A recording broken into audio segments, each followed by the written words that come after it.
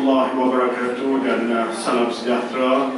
Terima kasih kepada pengamal media untuk hadir pada sidang media mingguan bersama dengan Yang Berhormat Kesihatan dan juga saya. Pertamanya sedikit maklumat berkenaan dengan program imunisasi COVID-19 kebangsaan. Pendaftaran kita hampir mencecah 45% daripada populasi berusia 18 tahun ke atas dengan pendaftaran sebanyak 10.850.160. Manakala bagi bilangan vaksin yang telah pun diberi keseluruhan adalah 2.483.496. Yang telah mendapat satu dos adalah 1.578.225.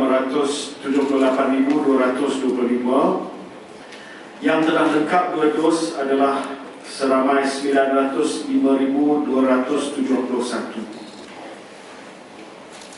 Sehingga 23 Mei, pendaftaran bagi fasa 2 program imunisasi COVID-19 kebangsaan adalah sebanyak 3.433.739. Daripada jumlah tersebut, seramai 1.894.673 adalah daripada warga MAS yang sedang menerima temu janji mereka. Jumlah keseluruhan fasa 2 yang telah divaksinasi setakat ini adalah 372.865 setakat semalam. Kita juga telah melihat kadar vaksinasi negara telah mula meningkat dan kadar vaksinasi negara mula mencecah 75,000 dos sehari dengan rekod tertinggi setakat ini adalah pada semalam 24 Mei iaitu sebanyak 95,000 dos sehari, dan kita menjangkakan bahawa kadar ini akan meningkat untuk kita mencapai sasaran bulan Jun iaitu 150,000 dos satu hari pada bulan Jun nanti. Setelah lebih 2 minggu dilaksanakan melalui inisiatif pelawaan pemberian vaksin AstraZeneca, kita telah memvaksinasi 133.376 individu. Daripada jumlah tersebut, seramai lebih kurang 30,000 daripada mereka yang mendaftar dalam senarai menunggu telah dipanggil dan akan dipanggil sehingga 6 Jun nanti setelah terdapat kekosongan pada penghujung setiap hari. PPV AZ IDCC Shah Alam telah mula beroperasi dengan kapasiti vaksinasi 3,000 dos sehari, dan ini menjadikannya PPV kedua terbesar di seluruh Malaysia selepas PWTC. Bagi pendaftaran untuk tempahan slot vaksinasi AstraZeneca pusingan kedua, kita telah membuka sistem tempahan slot untuk vaksin AstraZeneca secara sukarela di bawah inisiatif pelawaan pengambilan vaksin AstraZeneca mula hari Ahad. Pusingan kedua ini buat permulaannya memberi keutamaan kepada warga emas berumur 60 tahun ke atas sebagai usaha untuk memberikan perlindungan kepada golongan tersebut. Sebanyak 1.26 juta dos diperuntukkan untuk pusingan yang kedua yang dapat dilakukan mengikutan penghantaran terkini yang telah kita terima pada 21 Mei yang lepas, dan satu lagi penghantaran baru AstraZeneca daripada kemudahan COVAX yang akan kita terima pada hujung bulan ini. Daripada jumlah dos yang kita terima, agihan kita telah buat kepada negeri Pulau Pinang, negeri Johor, Sarawak, Selangor dan Kuala Lumpur. Jumlah terkini yang telah berdaftar untuk pusingan kedua AstraZeneca adalah seramai 228.347 slot setakat ini. Pemberian untuk AstraZeneca bagi pusingan kedua ini akan melibatkan 4 PPV baru selain daripada PPV yang sudah sedia ada. PPV baru ini adalah Setia Spice Arena di Bayan Lepas, Pulau Pinang, Persada Johor International Convention Centre di Johor Bahru, Borneo Convention Centre di Kuching, Sarawak, dan IKBN Miri di Sarawak. Sementara itu, individu yang telah ada dalam senarai menunggu pada pusingan 1, mereka akan dimasukkan secara automatik di dalam pusingan yang kedua.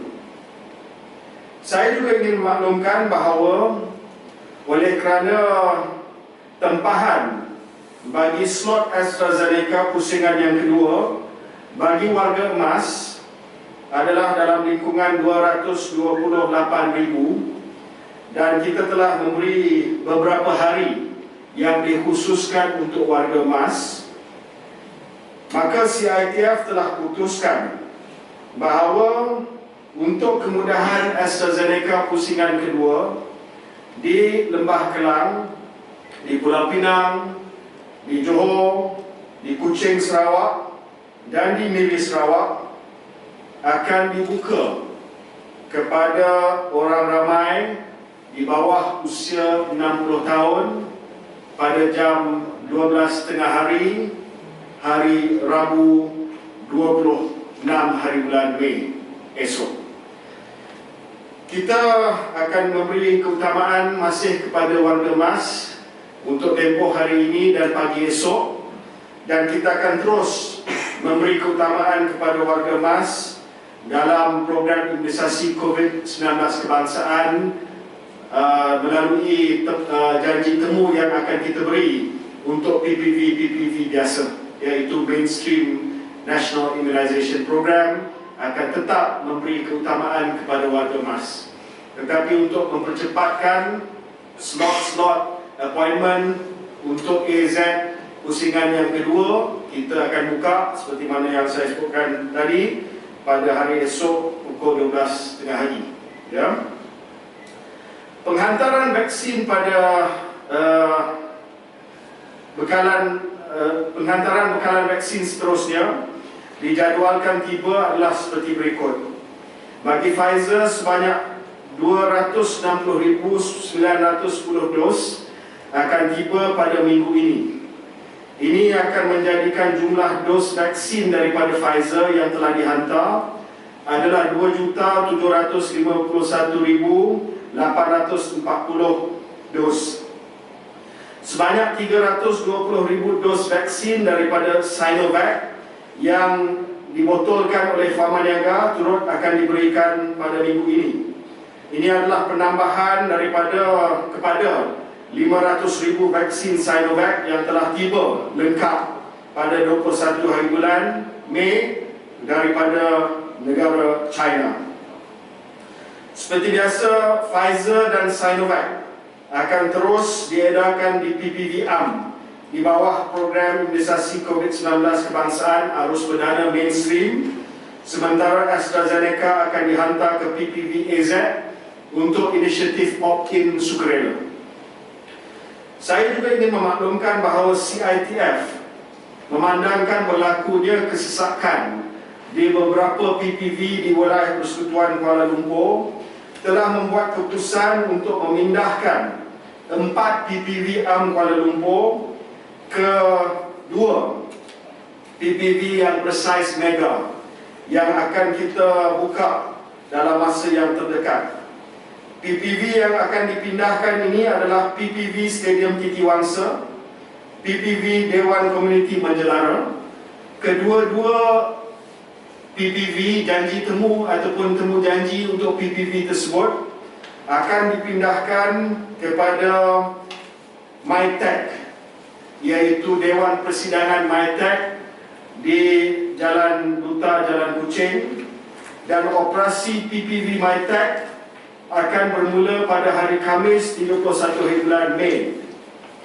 Mereka yang terkesan akan diberikan semula butiran janji temu dengan lokasi baru adalah individu yang telah menerima janji temu pada 31 Mei hingga 6 Mei sama ada di Stadium Titi Wangsa ataupun di PPV Dewan Komuniti Menjelara, dan kita akan maklumkan kepada mereka pertukaran lokasi tersebut.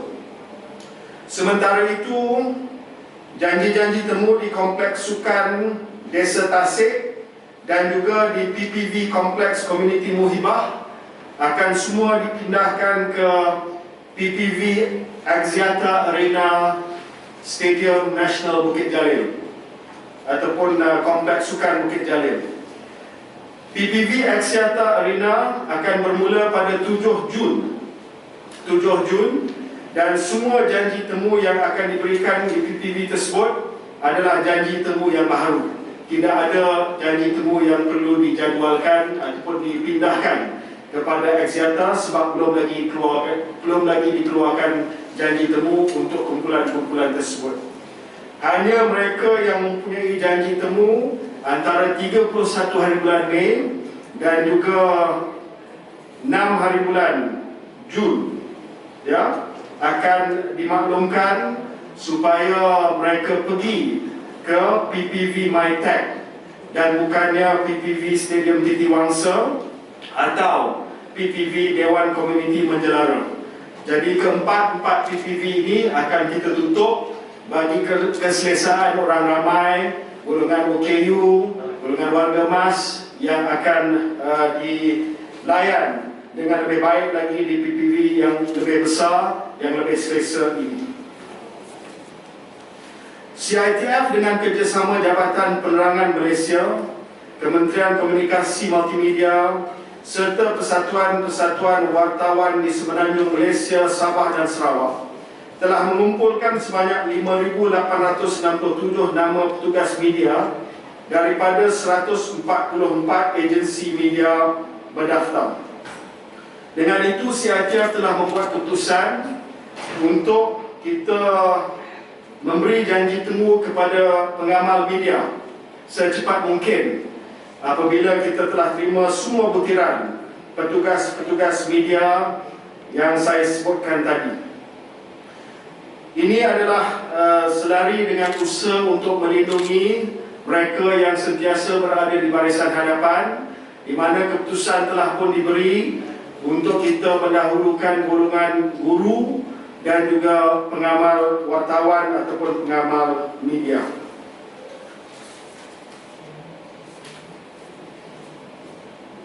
Bagi vaksinasi untuk ibu mengandung dan ibu menyusu, ibu mengandung adalah dinasihatkan untuk mendapatkan konsultasi daripada doktor masing-masing. Bagaimanapun mengikut panduan yang telah dikeluarkan, pengesyoran adalah untuk golongan ini divaksinasi dalam tempoh 14 hingga 33 minggu hamil. Bagi mengenal pasti golongan ibu mengandung dan ibu menyusu, satu ciri baru di MySejahtera akan diperkenalkan pada hujung minggu ini.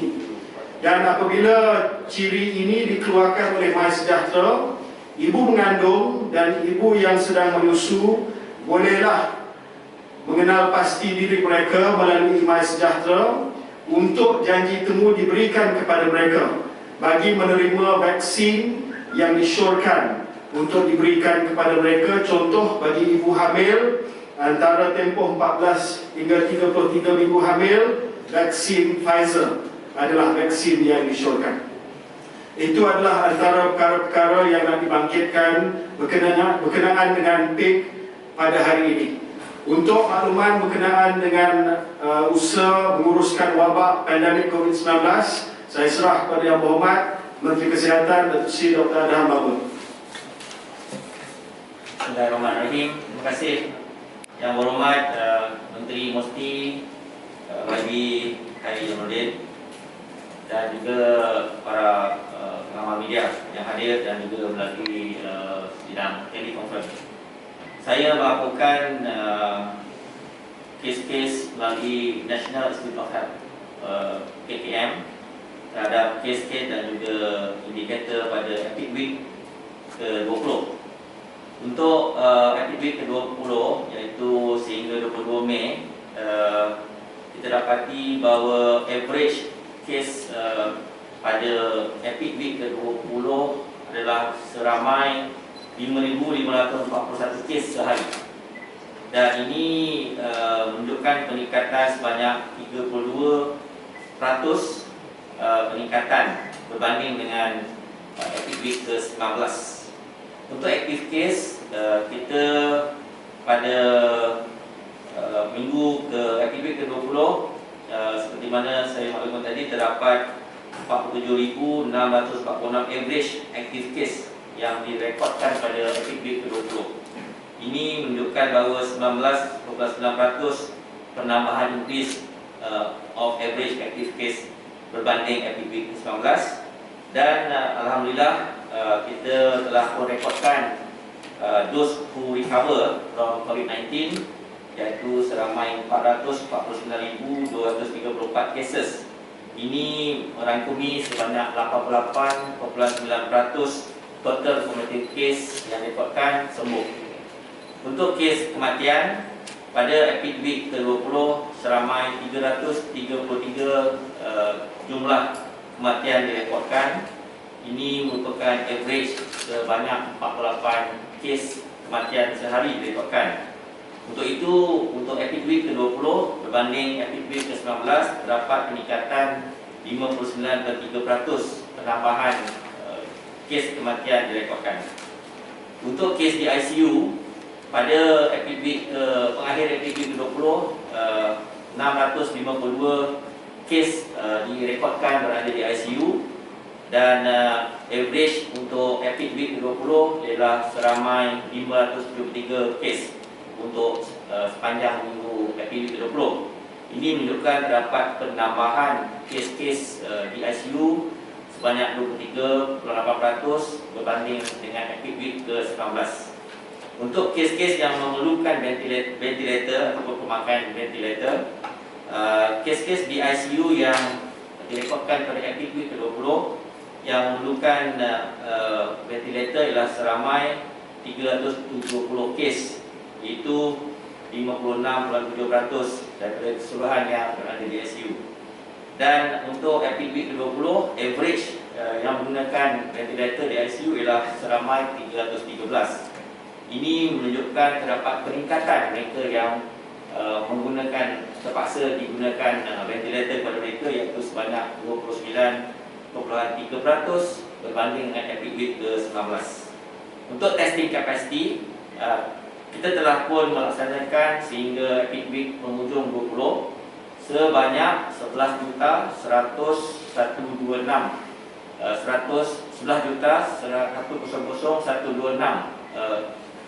jumlah ujian dilaksanakan di lapangan. Dan untuk average active week ke-20, kita telah rekodkan sebanyak 655,117 test telah dibuat dalam active week ke-20 di negara kita.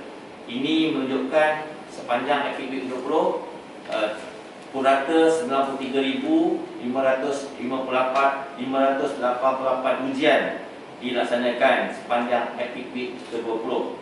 Ini telah menunjukkan bahawa kita merekodkan 41% penambahan ujian dilaksanakan di lapangan di active week ke-20 berbanding active week ke-19. Dan positivity rate yang kita kesan semasa active week ke-20 ialah 5,9% test positivity.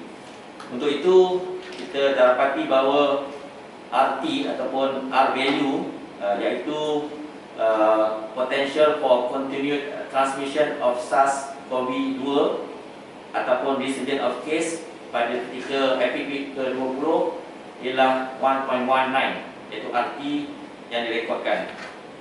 Untuk kluster pada active week ke-20, kita telah merekodkan sebanyak 535 aktif kluster. Dan pada minggu active ke-20 terdapat peningkatan aktif kluster sebanyak 69 kes ataupun 14,8% peningkatan. Dan kita telah isytihar penamatan kluster sebanyak 56 pada active week ke-20, dan pada active week ke-20 sebanyak 125 kluster baru direkodkan. Untuk itu saya ingin menyatakan di sini bahawa terdapat 23% peningkatan kluster baru berbanding dengan Epic Week 19. Kluster-kluster yang menunjukkan kehadiran ataupun direkodkan yang tinggi ialah kluster daripada tempat kerja ataupun workplace, iaitu 46 kes baru kluster tempat kerja, iaitu merangkumi 36.8%. Yang kedua tertinggi ialah kluster yang melibatkan kegiatan keagamaan ataupun religious activities, 30 kluster iaitu 24%. Ketiga ialah 3 kluster daripada komuniti, iaitu 38 kluster telah direkodkan, 30%. Selain itu 9 kes ataupun 7.2% daripada institusi pendidikan dan 1.6% atau 2 kluster daripada kumpulan berisiko tinggi. Jadi saya dapati bahawa kluster workplace ataupun tempat kerja Epic Week ke-19 direkodkan 44 kluster, tetapi pada Epic Week ke-20 46 kluster. Ada peningkatan 4.6% dalam kluster Epic Week, dan kluster religious activity daripada 19 kluster pada Epic Week 19 meningkat kepada 30 kluster pada Epic Week ke-20, iaitu peningkatan sebanyak 57%, dan diikuti dengan komuniti daripada 23 kluster Epic Week 19 kepada 38 kluster pada Epic Week 20, peningkatan 65%. Untuk Movement Control Order ataupun lokaliti di mana MCO telah pun digazetkan pada 12 Mei hingga 7 Jun, kita telah pun meletakkan MCO bawah MCO 3.0, iaitu sebanyak 148 lokaliti dalam negara kita telah pun ditetapkan di bawah Enhanced Movement Control Order ataupun PKPD, iaitu 39 lokaliti di Pahang, 37 lokaliti di Kedah, 29 lokaliti di Terengganu, 17 lokaliti di Sarawak, 9 lokaliti di Sabah, 6 lokaliti di Kelantan, 6 lokaliti di Perak, 3 lokaliti di Johor, 2 lokaliti di Melaka. Akhir sekali, saya ingin menyatakan tentang rujukan genom. Rujukan genom yang telah pun kita laksanakan di negara kita pada sehingga 24 hari bulan Mei. Kita update tentang genome sequencing. IMR telah pun mengendalikan 36 genome sequencing antara 17 Mei hingga 23 Mei, dan telah mengesan lagi sebanyak 13 kes yang datang daripada variant of concern.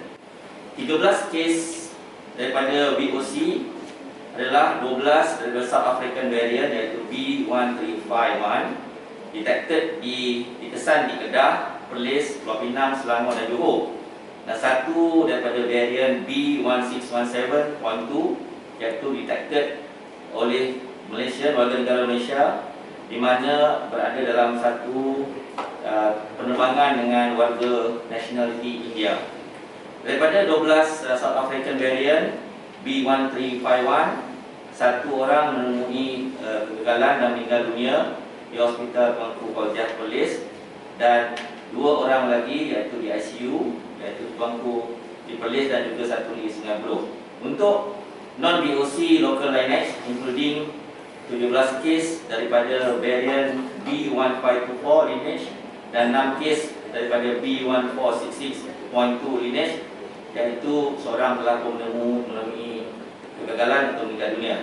Jadi sehingga kini kita telah pun membuat sebanyak 488 rujukan genom yang telah pun menemui beberapa kes-kes dari varian South African, UK, Nigeria, India dan juga varian daripada South Africa. Terima kasih. Terima kasih Yang Berhormat Menteri. Saya buka kepada soalan-soalan.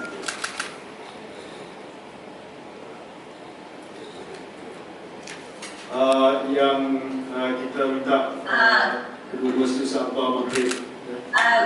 Good afternoon. YB, can you hear me? Yes, I can hear you.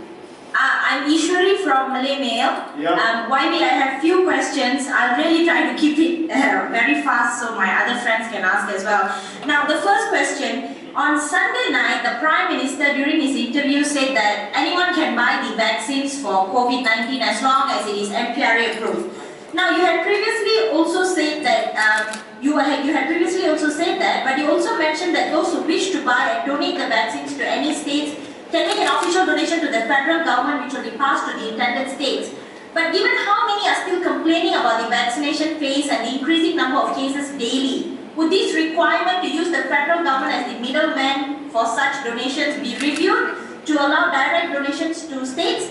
Because Penang Assemblyman Chong Eng had also called for the decentralization of the COVID-19 vaccine procurement to speed up our vaccination rate. Your comments, please, sir. The donation through the federal government is just one option. If you want to donate to the state government, you can do so also. But it must come from a source that has been approved by the NPRA. So, for instance, if there are state governments who want to receive a donation, that are donations that are genuine, that are legitimate, that when we check with the vaccine producer, they know about it, then there is no restriction for any state government to receive any donation. Donation to the federal government was only an option if that's what you want to do, but you can donate straight to the state government, you can donate to the federal government, you can buy straight from the source, the factory, whichever factory it is. But you have to make sure that the source where you want to buy from is registered and approved by NPRA KKM. I hope that's clear, yeah? Okay, sir, another question. Now, the Selangor state government had recently announced that employers who wish to procure the COVID-19 vaccines for their staff can register through the Selangka application, their state application. But the state government has yet to clarify the process by which this vaccine will be administered, nor the source of the vaccines. Could you please elaborate on how this is going to be done, YB? We received news on Malay Mail. We received news that some companies are already offering vaccines for their staffs. I understand previously you said that private hospitals can apply to procure vaccines, but it has to go through the ministry. Can these private hospitals then link up with private companies to offer these vaccines? Your comments, sir. As I said again, private hospitals can go ahead to try to procure vaccines from sources and suppliers that have been approved by the NPRA. Yeah? And as of today, there are only 3 vaccines that have been approved for use in Malaysia. That is Pfizer, AstraZeneca, and Sinovac. As far as I know, Pfizer and AstraZeneca only sell to national governments around the world. For Sinovac, the order from the federal government must be fulfilled in its totality before they can sell to private entities or state governments. That is the condition that we have given Sinovac, as well as Sinovac's local product registration holder, which is Pharmaniaga, that the federal government's order in its entirety must be fulfilled first, before there is any sale to any private entity or state government. This is because we have to prioritize the National Immunization Program, where we give vaccines for free to everyone who is a resident of Malaysia. As far as the details of the program that is being run by the Selangor State Government, you'll have to ask the Selangor State Government, because that's not under the National Immunization Program, which is free of charge. Astro Radio. Astro Radio? Al Firdaus. Hi YB KJ, this is Al Firdaus from Astro Radio. My question is for you. The first one is about, you said a new feature will be on MySejahtera for pregnant and lactating mothers. According to JKJV, the AstraZeneca vaccine is now available for lactating mothers. Are you going to reserve the AstraZeneca vaccine for these mothers, and for pregnant women as well, the Pfizer? Is there a reserved batch for these mothers? We will make the vaccines which are recommended for pregnant mothers as well as lactating mothers or breastfeeding mothers available for them. So the advisory right now is that Pfizer can be given for both mothers who are pregnant or soon to be mothers, as well as mothers who are breastfeeding, and the AstraZeneca vaccine can be given to lactating mothers.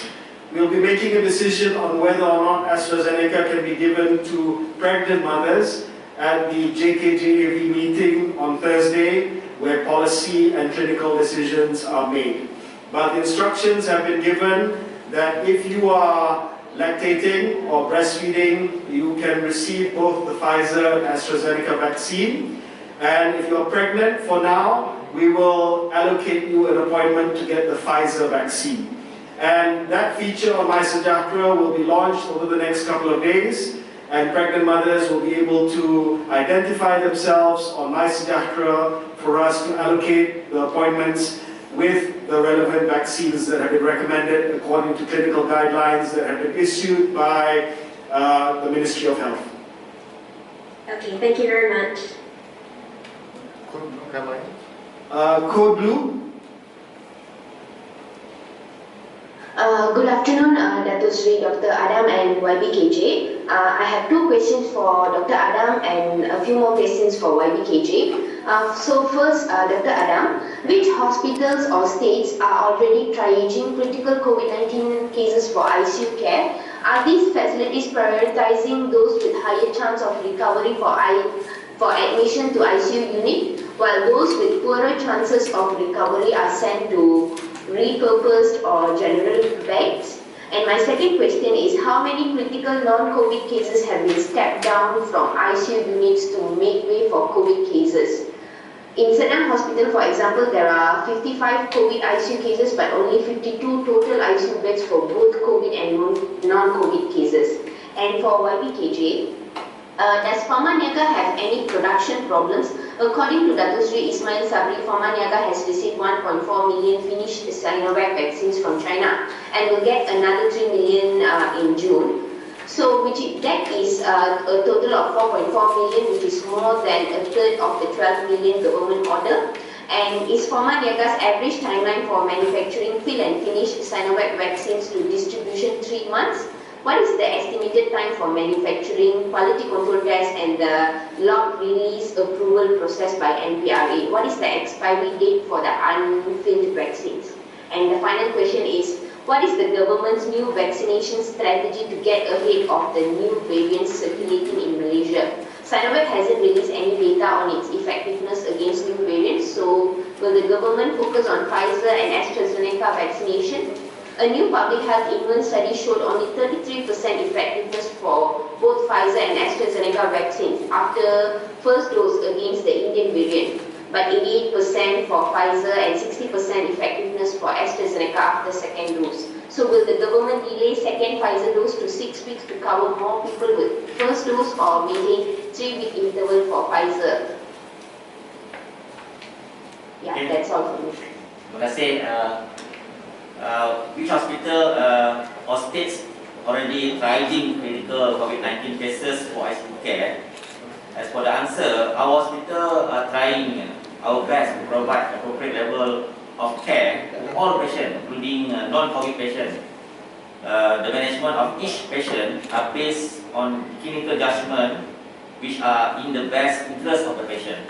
Even though we don't deny the possibility to palliate the patient if situation gets worse, we are maximizing our effort to optimize our resources by getting more personnel which are expert to conduct the service at ICU level and ventilator level, using modified standard and level of care to enable us to provide appropriate treatment to all.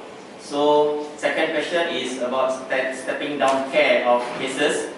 Yeah, we have increased number of ICU beds, as I mentioned earlier, allocated for COVID-19 from around 580 beds in early April 2021 to a significant number, which is 159 beds total nationwide today, or in additional of 479 beds. The beds were created to repurposing. The mechanism is we use repurpose or converting ordinary ward to critical care wards, and through allocating more existing ICU bed for COVID-19 care at the expense of non-COVID patient, which is we do. At the moment, 66% of total ICU bed in COVID-19 hospital have been allocated for COVID-19 patient, thus reducing the chance of non-COVID patient to receive critical care. Nonetheless, the step-down care are for those patients showing recovery from acute critical cases and thus creating more bed for new cases requiring critical care. The utilization of this COVID-19 ICU bed is currently at 94%. Thank you. Pharma Niaga has no problems with production, which is progressing as planned. We are confident that Pharma Niaga will be able to meet its contractual obligation in terms of the quantity and also the delivery timeline. Pharma Niaga is bringing in additional finished products on its own initiative to help the government in expediting the national immunization program. And I think this additional procurement can also address the need for us to ramp up the vaccination process in the month of June. Now, on the question of the average timeline, at the moment the capacity of Pharma Niaga fill finish is 500,000 doses a week. Why did it take from February until May to distribute the fill finish product? That was because there was a need by NPRA to undertake product process validation and stability testing that was used for final approval. That process took about 10 weeks to complete, where it had to pass multiple tests, submissions of data and reports that were needed by NPRA. Now this addresses the question that has been circulated on WhatsApp and social media platforms about the quality of the fill finish product that Pharma Niaga is manufacturing. Because of the stringent process validation that was required by NPRA, and because of the continuous quality control testing as well as lot release inspections that are done by NPRA, this means that the fill finish product that comes out of Pharma Niaga's plant in Puchong is of the same quality as the Sinovac vaccine that we receive from the Sinovac factory in Beijing, China as finished product. Therefore, I would like to completely deny and also completely refute the point saying that the fill finish product by Pharma Niaga is of an inferior quality to the finished product that comes in from the Sinovac factory in Beijing, China. This allegation is most irresponsible, and if we find out who has been spreading this allegation, we will ensure the full force of the law comes down on that person. Now, as far as the government's vaccination strategy with regards to new variants, our strategy remains unchanged. We must give whatever vaccine is available to whoever wants to be vaccinated as quickly as possible. We know that the AstraZeneca vaccine and the Pfizer vaccine is effective in its full 2 doses against the new variants. Sinovac is also expected to publish effectiveness data on the new variants next month. And we have seen from early correspondence that it shows effectiveness against the new strain. Now, as far as the dosing interval for AstraZeneca, for now it is maintained at 12 weeks in Malaysia. As far as the dosing interval for Pfizer is concerned, at the moment it's 3 weeks. There has been a suggestion that we increase the dosing interval to ensure that more people have some degree of protection rather than a smaller number of people having complete protection. This matter will be discussed at the JKJAV meeting on Thursday, as it involves clinical advice for the National Immunization Program. We will certainly take into consideration emerging data that is coming out of the United Kingdom, suggesting that the full 2 doses are required for effective protection against the new variants. But this has been a suggestion that has been made for us to increase the number of people who have been protected. We will deliberate on Thursday, decide on Thursday, and we will announce accordingly. Thank you. Rafina, berita harian. Berita harian. Assalamualaikum, YB. Saya dengan beberapa persoalan. Okey, satu laporan daripada Portal Berita DH Market mempersoalkan kadar pemberian vaksin yang agak lambat berbanding jumlah vaksin yang sudah diterima. Laporan itu menyebut 1.56 juta dos vaksin. Apa yang menyebabkan kelewatan ini dan apakah data yang digunakan ketika ini termasuk jarak masa antara dos pertama dan dos kedua menyumbang kepada kelewatan ini ataupun kelewatan memberi kelulusan bersyarat yang menjadi penyumbang. Kemudian adakah PITK akan bangunkan dashboard seperti di Kanada untuk lebih terjun dalam menunjukkan pemberian vaksin COVID? Ada ramai orang mensoalkan kenapa lambat dan sebagainya. Apa dia? Membangunkan apa? Dashboard. Oh, okey. Ya. Dalam saya nak jawab sekejap sebab banyak sangat soalan tadi. Berkenaan dengan pemberian vaksin, kita bekalkan maklumat di laman web vaksincovid.gov.my. Di situ dipaparkan kadar ataupun jumlah yang divaksinasi setiap hari. Setiap hari rakyat boleh melihat kadar vaksinasi kita, sama ada meningkat ataupun tidak. Ya, ada beberapa perkara sebelum ini yang mengekang kadar vaksinasi kita. Dan antara masalah yang terbesar yang dihadapi sebelum ini adalah bekalan vaksin.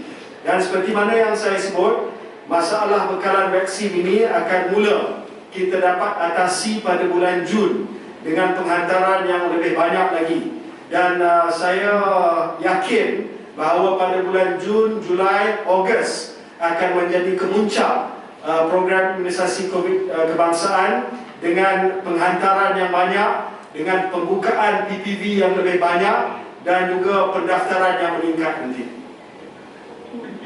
Kemudian apa tu untuk ketika ini ramai yang berumur tak dapat kerana tak didahulukan sedangkan mereka telah daftar terlebih dahulu. Jadi apa cara yang kita buat? Sebab kita pun tengok ada report mengatakan bahawa ada yang tak sengaja tak pergi ke PPD untuk ambil belajar walaupun mereka telah didirikan jadi temu. So apa cara lagi untuk dibuat selain daripada nak menasihatkan supaya jangan datang pada hari yang memang bukan mereka sepatutnya dapat vaksin? Kalau sekiranya mereka datang pada hari yang mana mereka tidak ada janji temu, ini akan meningkatkan kebarangkalian berlaku jangkitan COVID-19 kerana akan berlaku kesesakan yang tak dapat dikawal. Sebab itu saya merayu sangat kepada orang ramai, jangan datang ke pusat pemberian vaksin sekiranya tidak ada janji temu yang telah pun dihantar melalui MySejahtera ataupun tidak menerima panggilan pada hari tersebut kerana anda telah tersenarai dalam senarai menunggu. Ya, memang betul, ada yang telah menerima janji temu yang tak datang. Sebab itu setiap PPV ada senarai menunggu yang diberikan kepada mereka. Senarai menunggu ini akan digunakan oleh PPV tersebut untuk buat panggilan. Sekiranya dapat panggilan, pergilah ke PPV sekiranya ada masa yang lapang. Tetapi kalau tidak ada janji temu, kalau tidak dipanggil oleh PPV kerana tersenarai dalam senarai menunggu, jangan pergi ke PPV. Ya, saya minta tolong tunggu untuk giliran anda. Okey, ini soalan untuk Dr. Adam. Pakar Kesihatan ada menyebut dalam tempoh 2 minggu kita melaksanakan self-lockdown ni, ia adalah signifikan. Jadi jika katalah selepas 2 minggu kes akan terus meningkat, apakah langkah selanjutnya yang akan dijalankan oleh kerajaan? Dan kemudian saya difahamkan bahawa ada tambahan vaksin Pfizer juga akan diterima, ya, Datuk Dr. Sri, boleh klarikan untuk tak? Terima kasih. Ya, terima kasih. Kita telah pun lalui Kanan Pertahanan mengumumkan bahawa Perintah Kawalan Pergerakan atau PKP di seluruh Malaysia diteruskan untuk tempoh 2 minggu sehingga 7 bulan 6 dengan SOP yang ditetapkan dan beberapa SOP yang telah pun di-upload dalam MKN portal telah pun dibangunkan dan kita sentiasa dynamically monitor situasi jangkitan dan juga melihat kepada unjuran yang SIR keluarkan setiap kali berkaitan dengan kadar insiden jangkitan COVID-19 dan contingency plan memang sentiasa kita prepare supaya kesiapsiagaan untuk merawat dan juga memastikan kendalian atau pengurusan kes-kes merawat COVID di hospital sentiasa mendapat top level management effort dan juga kita pastikan bahawa sepanjang 22 minggu iaitu significant self lockdown yang kita campaign sekarang ni, iaitu kita mohon supaya masyarakat jika telah pun melihat kepada SOP yang dikeluarkan iaitu pengendalian sektor ekonomi ada yang dikurangkan untuk work at home sehingga 80% di sektor swasta, sektor awam hingga 60% di sektor swasta dan juga berkaitan dengan kebenaran untuk bergerak keluar iaitu tidak melebihi 2 orang satu kereta dipatuhi dengan kehidupan di luar. Kita digalakkan untuk self lockdown kerana self lockdown telah pun diimplement di negara-negara lain setakat ini, terutama di Taiwan dan juga kejayaan telah pun dilihat di beberapa negara lain terhadap kendalian self lockdown ataupun kawalan kendiri untuk kita terus putuskan rantaian penularan jangkitan COVID-19 di negara kita. Untuk itu kita akan melihat kesannya dalam masa seminggu dan juga pada 7 bulan 7 bulan 6 kita akan buat keputusan dan ketika ini kes-kes yang direkodkan adalah berdasarkan kepada kes-kes jangkitan yang berlaku pada sebelum dan juga pada raya. Sebagai contoh, kluster yang wujud pada hari ini iaitu pada 24 Mei yang direkodkan semalam, sektor-sektor yang merekodkan kluster keagamaan iaitu 40 kluster direkodkan dan saya ada detail di sini iaitu kluster keagamaan banyak berlaku di Johor 19 kluster, Selangor 13 kluster dan juga di negeri lain seperti Melaka, Negeri Sembilan, Kelantan. Jadi kluster keagamaan ini berlaku sepanjang bulan puasa yang lepas sehinggalah hari raya dan kluster-kluster ini meningkat bergantung kepada pergerakan atau mobilisasi orang ramai. Jika kita dapat kurangkan mobilisasi bermakna virus chances untuk hidup maka arti dia akan turun kepada less than 1 zero dan kita dapat melemahkan transmisi serta kita dapat bendung COVID-19. Terima kasih. Okey, seterusnya bernama Hi, Baby. ya.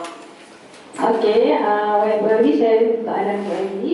Saya ada satu soalan dari Warga Johor yang mana mengenai pendaftaran sukarela untuk suntikan AstraZeneca dalam kalangan lemas yang mana mereka menghadapi masalah transportation. Contohnya kalau diorang dari Segamat, PPD berdekatan adalah Johor Bahru yang mana masa 3 jam perjalanan. So adakah cara... Ya, saya sebab banyak soalan so soalan direct to the point. Untuk Johor kita buat masa ni hanya buka di pesada di Johor Bahru. Walaupun terbuka untuk semua negeri Johor, buat mereka yang nak dapatkan kemudahan tersebut mestilah membuat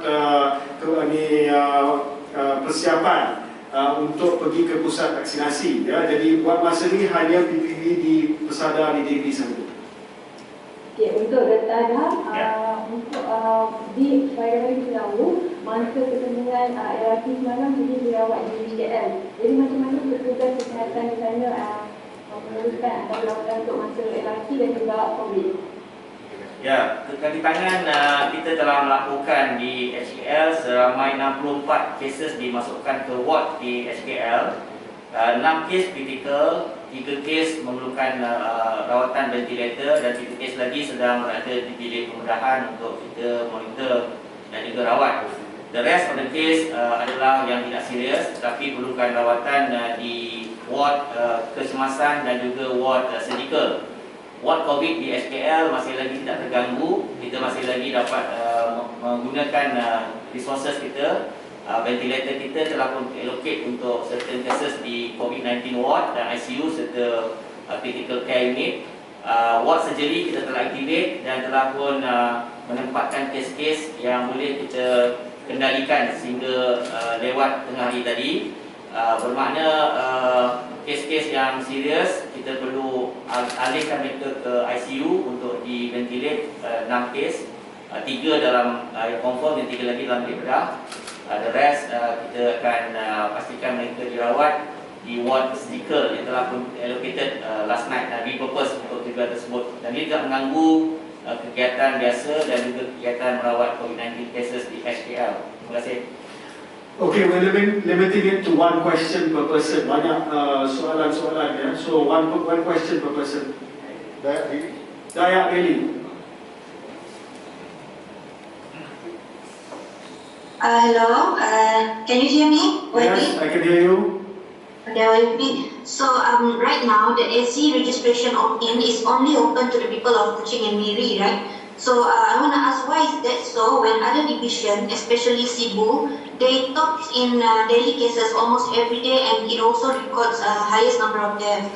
So Bintulu division is also recording a surge in cases. So shouldn't these two big divisions be prioritized as well? When will AC vaccine rollout open to Cebu and Bintulu? For the other divisions, we will be allocating more of the Pfizer and the Sinovac vaccines for the other division. AstraZeneca is an opt-in program, so we decided to focus on the 2 biggest cities in Sarawak. But for the divisions like Cebu, which are experiencing quite a high number of cases, we will be sending additional, above and beyond the normal allocation to Cebu from Sinovac and Pfizer.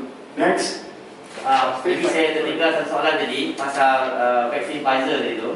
Ya, kita telah diumumkan bahawa vaksin kita ada banyak portfolio, tapi untuk vaksin Pfizer kita telah pun dapat kepastian bahawa bekalan Pfizer mengikut jadual. Vaksin Pfizer yang ada pada hari ini adalah berkaitan dengan hantaran terus daripada Pfizer di bus Belgium direct ke negara kita, dan Pfizer very special, dia tak boleh accommodate sekali banyak kerana dia perlukan storage at -70 at the moment lah. Tapi berita baru yang kita dapati, next Pfizer shipment dan picture will be at -20 only. So this is good news for us untuk kita laksanakan lebih banyak vaksin Pfizer digunakan di lapangan. Okay, next. Hi, Shannon here from Street Science. Okay. Prime Minister mentioned on Sunday that the minister, I presume that's you, YBKJ, gave an assurance that sufficient doses are expected to arrive early. Hence, that herd immunity can be reached before the end of the year. Can I draw you out on whether you believe this can even open the possibility of herd immunity being achieved earlier than December, as in earlier this year? Thanks.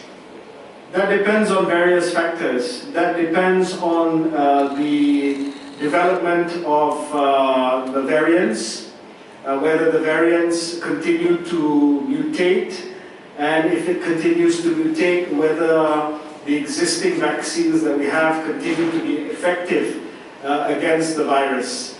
It also depends on whether or not we can ensure that those who have not been registered will also come forward after we finish everyone who's been registered to be vaccinated. So in terms of the supply, I'm confident that we can cover as many people as possible before the end of the year.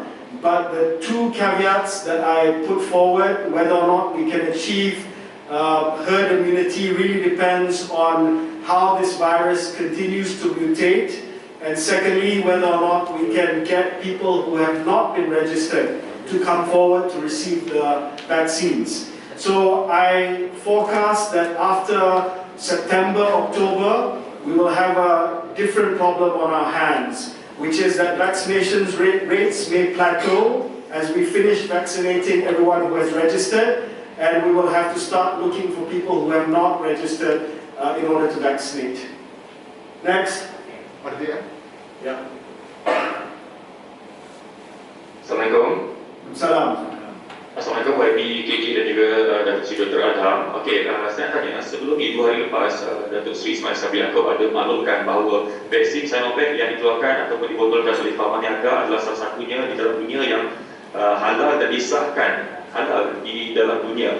Okey, jadi timbul persoalan dan pertanyaan, bagaimana pula dengan vaksin-vaksin lain, adakah vaksin lain tidak halal? Maksud Yang Berhormat Datuk Sri Ismail Sabri adalah vaksin Sinovac telah mendapat sijil daripada Majlis Ulama Indonesia yang mengatakan bahawa ia adalah halal. Ini tidak bermaksud bahawa vaksin lain mengandungi apa-apa ramuan yang menyebabkan vaksin-vaksin tersebut itu haram. Malah kita telah buat semakan kepada ramuan vaksin Pfizer dan AstraZeneca dan dapati bahawa tidak ada apa-apa ramuan dalam itu yang datang daripada khinzir sebagai contoh. Next. Okey, YB.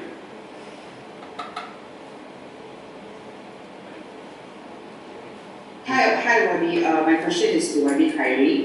So what is the outcome of investigation on the cases of vaccine underdosing for AstraZeneca? What is the government doing to reassure people who are now second guessing whether they got the full vaccine dose? And what is the government doing to reassure that this won't happen again? Yeah, thank you. So what we have done is that we have issued with immediate effect after the incidents were identified a new SOP, which is that the vaccinator will have to show the person that is being vaccinated the syringe, and to show the person who's been vaccinated that the syringe has been filled to the required quantity based on the vaccine. And after the vaccine receiver is happy that the syringe contains the required dose amount, then and only then can they vaccinate the person.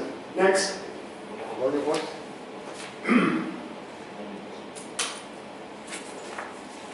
Hi, good afternoon. How many doses of AstraZeneca vaccine have been allocated to Sarawak? We have allocated 152,800 AZ vaccines for this round to Sarawak.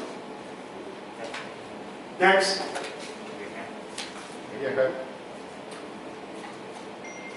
Hi, Wadi.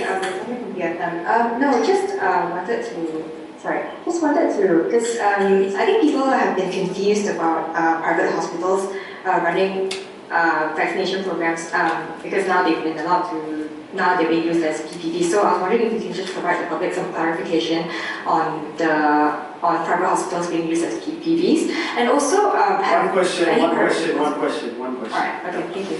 So private hospitals and also private GP clinics have been roped in as part of the National Immunization Program. They are PPVs under the National Immunization Program, and the federal government pays them to vaccinate people under the National Immunization Program. MySejahtera will allocate appointments to people and they will allocate it based on the nearest PPV, that is the current modus operandi.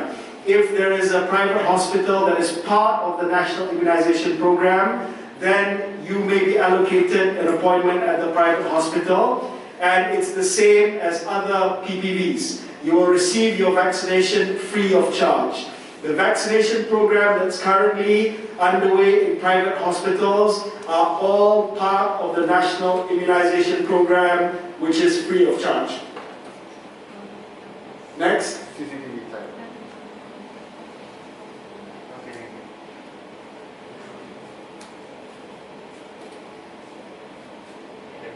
Hi Wabi, this is Nick Rakanti.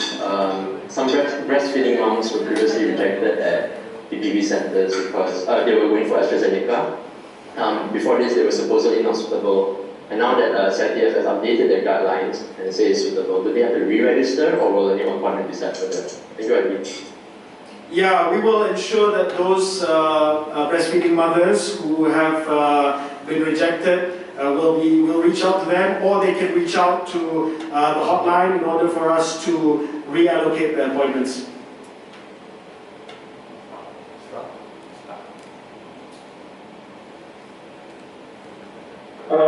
YB and Dato' Sri, Joseph from the Star here. Labuan recently has seen a surge in cases. They have the highest RT, 1.7 I think. Is the government aware about the situation, and while they ramp up the vaccination program of the since it's a small island, it's faster to vaccinate all of them? Thank you. Ya, Labuan ada kluster yang kita panggil kluster layangan, di mana dia telah menjangkiti komuniti. 3 minggu lepas beberapa warga negara luar negara yang menaiki kapal terbang daripada KL ke Labuan telah pun membawa jangkitan dan telah dilaporkan menjangkiti komuniti di Labuan, dan betul ada research of cases di Labuan, dan kita telah mengambil tindakan untuk memastikan bahawa Labuan juga dikendalikan di bawah pengurusan MCO 3.0 dengan SOP yang ditetapkan. Di Labuan aktiviti ekonomi sangat rancak dan juga melibatkan banyak penggiat ekonomi di sektor oil and gas. Aktiviti sign in dan sign off yang dilihat ketara berlaku di Labuan, dan juga kedatangan mereka yang datang dari Sarawak dan Sabah ke Labuan untuk mendapatkan aktiviti sign in dan sign off berlaku. Untuk itu kita telah pun menyediakan tambahan PKRC ataupun pusat kuarantin dan rawatan berisiko rendah, dan ditambahkan bukan saja di hospital setting tapi di beberapa bangunan awam, dan kita telah bekerjasama dengan Perbadan Labuan untuk menyediakan another PKRC pada kes-kes yang dikatakan meningkat dengan mendadak. Dan untuk aktiviti vaksinasi, saya yakin CITF akan membuat keputusan untuk pastikan Labuan sebagai industrial state ataupun industrial area yang mungkin kita boleh mengumumkan langkah-langkah vaksinasi yang tepat dan bersasar lepas mesyuarat JKJB pada Khamis. Okay, ada last one? Yeah, please. Huh? YB, I have a question. Who's this? This is Nina from Bernama. Okay. Strategic writing. I'm curious about the reports of side effects. There has been over 2 weeks since AstraZeneca opt-in has started. So I was wondering what are the reports of side effects we have received, how bad it is, how many, and others.